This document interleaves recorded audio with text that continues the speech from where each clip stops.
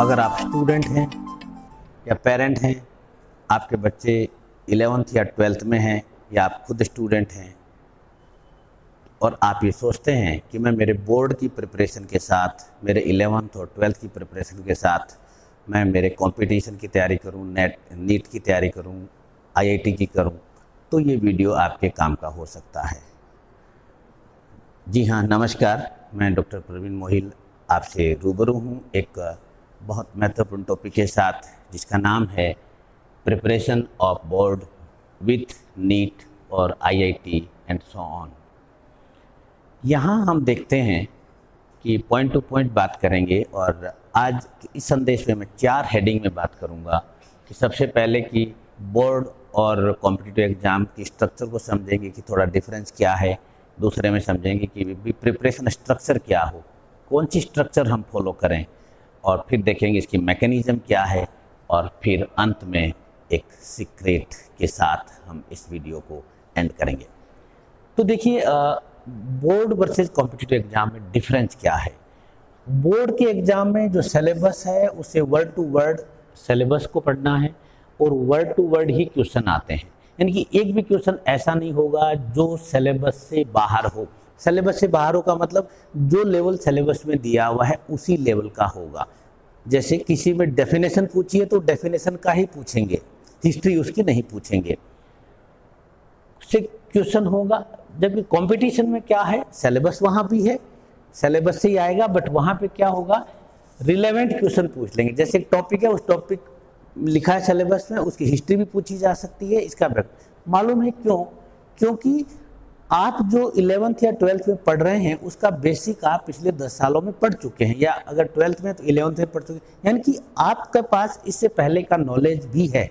तो कंपटीशन में क्या, उस नॉलेज की इंक्वायरी होती है, वो नॉलेज आपके काम आता है। और इसी तरह से क्वेश्चन की डिजाइनिंग होती है, तो आपसे रिलेवेंट क्वेश्चन भी पूछे जा सकते हैं। इसका मतलब है कि आपके पास जो ओरा है वो बड़ा होना चाहिए।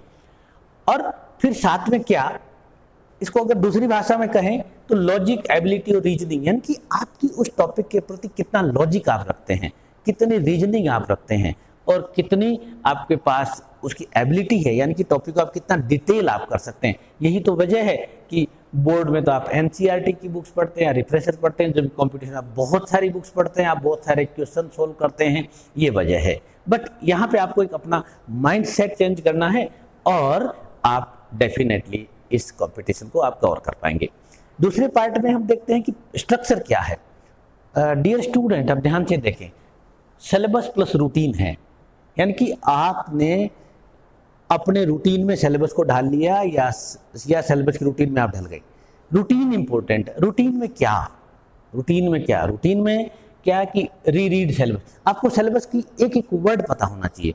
सिलेबस को, मैं तो कहता हूँ कि सिलेबस को लर्न कर लें पहले, वो ज़्यादा अच्छा है। रीड सिलेबस को आपको एक एक चीज़ पता होना चाहिए, मेरे सिलेबस में क्या है क्या नहीं है। दूसरा, रिलैक्स्ड करें आप, कोई हड़बड़ाहट नहीं, कोई जल्दी नहीं, कोई डर नहीं, कुछ नहीं, आप एकदम रिलैक्स कूल माइंड से। रिलैक्स में मतलब फिजिकली, अब एक बच्चे को 11th का बच्चे को पता नहीं चलता रिलैक्स का मतलब क्या। मतलब ये कि आपके कहीं पर भी कोई पेन नहीं होना चाहिए फिजिकली, कोई एसिडिटी नहीं हो, कोई हेडेक नहीं हो, कोई छोटी मोटी इंजरी नहीं, कुछ भी नहीं होना चाहिए, एकदम रिलैक्स यानी कि फिजिकली। दूसरा, मेंटली रिलैक्स, यानी कि आपके दिमाग में कोई स्ट्रेस नहीं घूम रहा, आपको कोई चिंता नहीं, आपको अपना आराम से आप सो रहे हैं, आपको उठ रहे हैं, सब चीज़ें आपकी रिलैक्स होंगी। ये बहुत ज़रूरी है। अभी आपकी सक्सेस को 70% तक इंक्रीज करता है और डिक्रीज करता है। फिर रीडिफाइन टारगेट, और आप अपने टारगेट डिफाइन कर लें। जैसे आप 11th में हैं तो आपको इस साल कितने नंबर लाने हैं, आप 12th में हैं तो आपको कितने नंबर लाने हैं, आपका कौन सा एग्जाम है, उसका क्या सिलेबस है, उसमें आपको कितना स्कोर लाना है। और स्कोर में ध्यान रखें कि मेरिट कितनी भी रही हो, उससे कोई मतलब नहीं, आप अपनी कैपेसिटी से स्कोर लाएं। मेरिट हो सकता है 60% रही हो, बट आपको है कि मेरे को 80 लाना है, तो आप अपना 80 पे फोकस करें। अब इसके बाद आगे मैकेनिज्म, ये बहुत इंपॉर्टेंट चीज़ है। मैकेनिज्म में 3 स्टेजेस देखी गई हैं जो मैं आपसे बात कर रहा हूँ। ये एक साइंटिफिक जो रिसर्च के बेस पे बात कर रहा हूँ, एनएलपी के टूल्स और टेक्निक से बात कर रहा हूँ, और मेरे पिछले 20 सालों के एक्सपीरियंस से बात कर रहा हूँ। तो 3 स्टेज है, एक पहली है प्राइमरी स्टेज, दूसरी सेकेंडरी स्टेज और तीसरी टर्सरी स्टेज। पहली स्टेज यानी कि जब हमें प्रिपरेशन कर रहे हैं, हम चाहे 11th में हैं या 12th में हैं, तो हमें पास सबसे पहले हमें पास एग्ज़ाम डिटेल होनी चाहिए। यानी कि हमारा एग्ज़ाम कब है, हमारे पास कितना टाइम है, वो हमारा सिलेबस कितना है, वो एग्ज़ाम की डेट कौन सी है, और उस एग्ज़ाम में क्वेश्चन पैटर्न क्या है, यानी कि क्वेश्चन ऑब्जेक्टिव आएंगे या डिस्क्रिप्टिव आएंगे। ये बहुत बड़ी बात है, इसको बहुत इंपॉर्टेंट फैक्टर है। इसको समझने के लिए आप मार्केट में ओल्ड क्वेश्चन पेपर मिलते हैं, हाँ याद रखिए अनसॉल्व्ड क्वेश्चन पेपर लाने हैं। उन क्वेश्चन पेपर को आप पढ़ेंगे तो आपको एक पैटर्न समझ में आएगा और आपको एक ओरिएंटेशन समझ में आएगा कि इस मेरे एग्जाम में इस तरह के क्वेश्चन भी पूछे जाते हैं, तो आप उस एंगल से भी पढ़ना शुरू कर देंगे।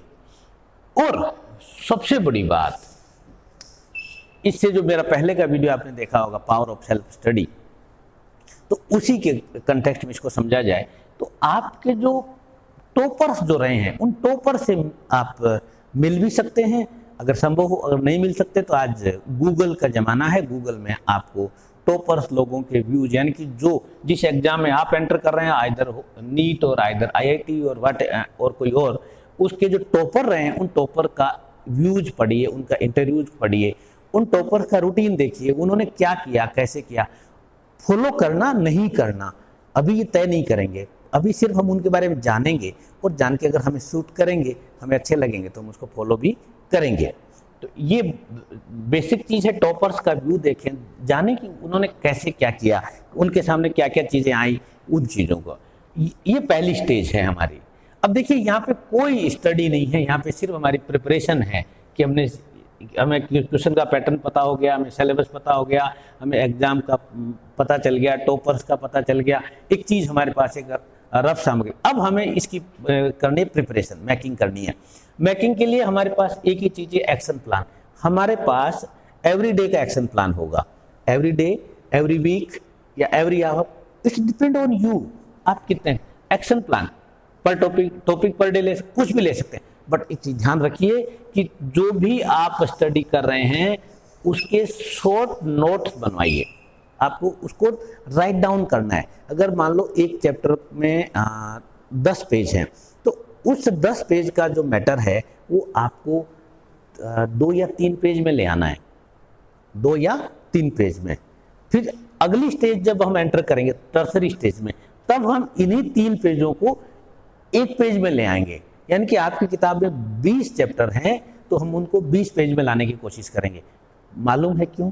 क्योंकि कंपटीशन एग्जाम के दिन आप उनको 20 पेज को आसानी से आप रिवाइज कर सकते हैं। ऐसे मान लो आपकी 4 बुक्स हैं और 4 बुक्स में मान लो 10-10 चैप्टर हैं, तो आपके पास 40 पेज का एक रजिस्टर बन गया, उसको आप इजीली रिवाइज कर पाएंगे, अदरवाइज रिवाइज नहीं कर पाएंगे। अब फिर इस स्टेज में, इस तीसरी स्टेज में क्या करना है आपको? रिलैक्स्ड माइंड से रिवीजन करना है और आपको नोट्स की समरी तैयार करनी है। और ध्यान क्या रखना है कि आपका रूटीन जो नेचुरल होना चाहिए, यानी कि जब प्रकृति के साथ, यानी कि हमारा जो सनलाइट का जो सबसे बड़ा सोर्स सूरज है, यानी कि आपको स्टडी का काम सनलाइट यानी कि डे आवर में करना है। जो भी आपका प्रकृति का रूटीन है उसको फॉलो करना है।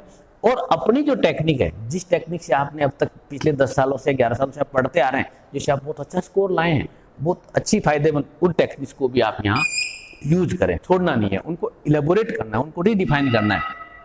और इसके बाद आप ये सबसे बड़ा ध्यान रखें, कनेक्टेड विथ पेयर, यानी कि जो पर्सन, अब मदर, फादर, ब्रदर, सिस्टर, जो भी आपकी सक्सेस के साथ जुड़ा हुआ है, जो आपका एक्सपेंसेस को बियर कर रहा है, जो आपके जो पैसे खर्च हो रहे हैं, जो आपकी मेंटेनेंस हो रहा है, आपका खाना, केयर, देखभाल, जो कुछ भी आप जिसको नाम दें, वो कौन कर रहा है, उससे जुड़े रहें।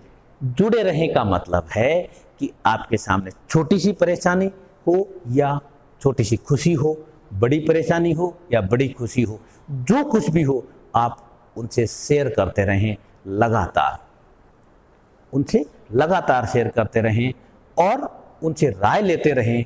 क्यों? क्योंकि उनसे बड़ा वेल विशर आपका कोई नहीं हो सकता।